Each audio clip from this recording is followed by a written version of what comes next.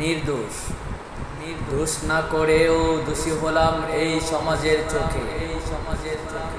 কেউ দেখেনি কান্না আমার মা জননীর সুখে।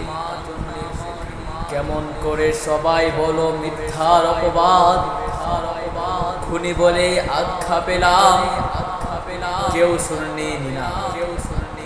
মা হারানোর যন্ত্রণাটা ক্ষণে ক্ষণে বুঝি, তাই তো আমি মায়ের পরশ রোজ নিশিতে খুঁজি। পারবে কেউ এনে দিতে আমার মায়ের মুখ, পুরো জাতি বুঝবে সেদিন আমার।